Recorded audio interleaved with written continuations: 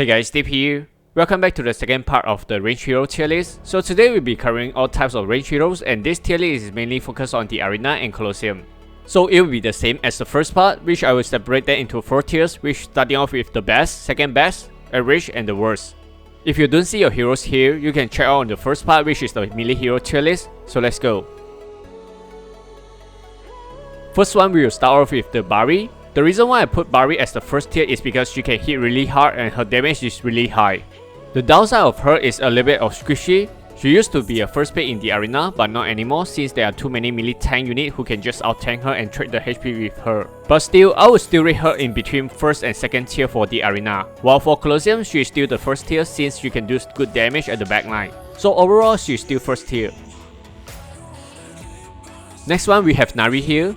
Nari has been getting really popular than the Bari in the arena and Colosseum simply because of a few reasons. She can sell buff defense, which makes her slightly tanky than the Bari.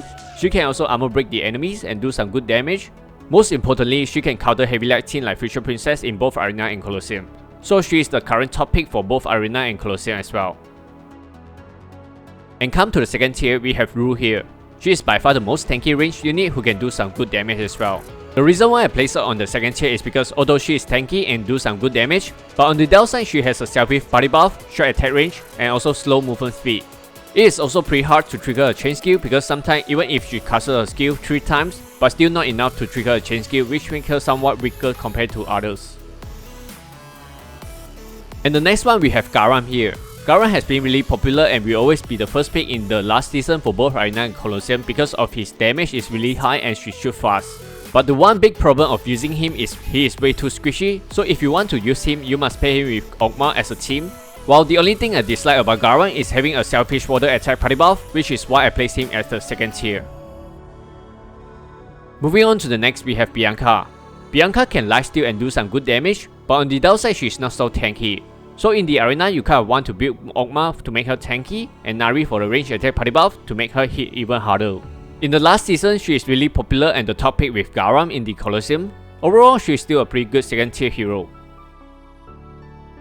Moving on to the next, we have Arabelle here. Arabelle can do some good damage, but she is kinda squishy at the same time. But the main disadvantage for her is that her attack don't go through the obstacle or wall, and her selfish body buff which makes her at the second tier. Otherwise, she will be really good for the arena. And the last one for the second tier is Miya. Miya is the current best healer in the game. She is specifically good for the Colosseum, towers, and all the PvE contents. However, she is not so good in the arena since she is just a support. So in overall, she still deserves to be in the second tier.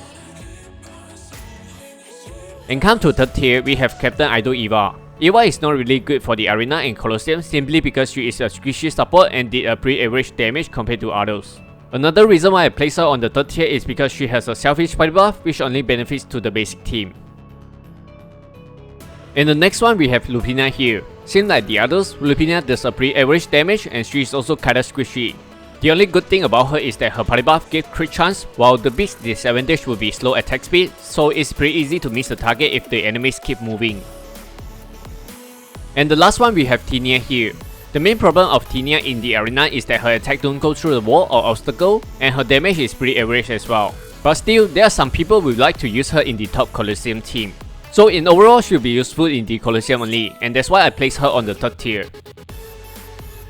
So that's all for today's video. Hit the like and subscribe button if you enjoyed the videos, and I will see you guys in the next video. Bye!